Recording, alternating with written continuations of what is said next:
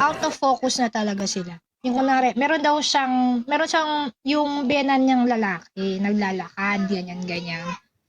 Meron daw siyang nakasalubong na bata, Gen Z, naka-earphones, ganyan, naka-earphones.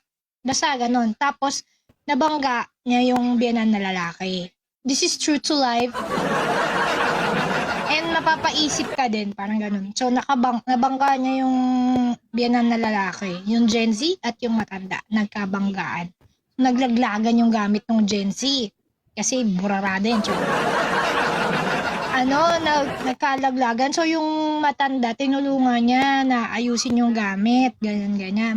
So, pinasok, ganyan. Tapos, ayun, umalis lang yung Gen Z.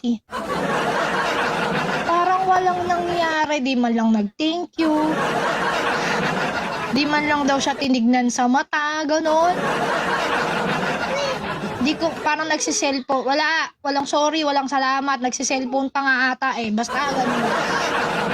Medyo nagigilty ako kasi minsan gano'n naglalakad, di ba, nagsiselfone. Ngayon, nung narinig ko yung kwento na yun, binawasan ko na ba? Napansin mo ba? Hindi daw. Oo, na-out of focus ba? Hindi tayo oo, parang nandyan sila. Ano ba yung sinasabi? You are physically present but mentally absent. Wow, galing ko dun. Ganon, wala na. Nasa ibang mundo na yung utak. Sorry to say, kasi meron pa ako isang napanood na hindi siya buong podcast. Parang podcast ba? Podcast. Short lang, parang summary lang. Marami ng Gen Z ang tinatanggal sa trabaho kasi nga daw, matatapos? Cellphone ng cellphone. Cellphone ng cellphone. Tapos yung, meron pa nga daw isa, tinanggal niya sa trabaho. Hindi ko alam kung dahilan, baka cellphone din. Tag dito, pagkatanggal niya sa trabaho, tumawag daw yung magulang dun sa boss. Sabi, paano daw mababalik sa trabaho yung anak niya? Parang yung boss, syempre parang lalo siya nagkaroon ng dahilan para hindi ibalik sa trabaho. Diba? Sabi niya, nagulat daw siya dun sa nanay ng Gen Z. Sabi, ako, pag natanggal ako sa trabaho, mahihiya ako, hindi na ako babalik, parang tatanggapin ko, hindi yung sasabihin, usap mo yung boss ko. Kung ako yung nanay, binatukan ko yun. Iba na sila, weak na nga sila. Diba yung pagka, ako, hindi, ganun ba ako? Hindi ko maalala. Parang masyadong, na tayo, paranoid na tayong mga magulang ngayon, diba? Ako hindi masyado. Minsan, kapag okay pa, ino-observe ko naman pag nalaglag, nauntog.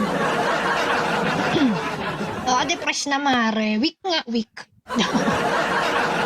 Ang tawag dito, pag nauntog, nalaglag sa kama, ganyan, di ba? CT scan, MRI. Ang mahal-mahal nun. Pero doon tayo, duguan na tayo, di ba? Naranasan mo ba to? Pag nauuntog ka, anong ginagawa? Ginaganon, no? Kaya ganyan. Kaya ganon. Di ko pa rin alam kung anong ibig sabihin nun eh. Basta ginagawa ko yun ng bata ko, ginaganyan ko, ganyan-ganyan. Tapos yung kasama pa yung tenga. Di ko alam ginaganon. Ano kayang effect nun, no? Awa naman ng Diyos, okay naman. Normal naman ako. Diba? Pagka daw duguan na, sasabihin mo lang, sabi ni Alex Calleja, pag duguan, tatanungin mo lang, 1 + 1, 2, okay ka pa. Hindi na kailangan sa ospital yan, hayaan mo. Tapos gaganon ka nga lang, okay lang duguan ka, importante, matalino ka pa rin. Gaganon lang. Hindi ko na ituro yun, tuturo ko nga sa diba? Diyos ko, napanood nyo na ba yung Social Climber? Pinanood mo kahapon ate, no? Kasi nagsisharean lang kami ng Netflix ng ate.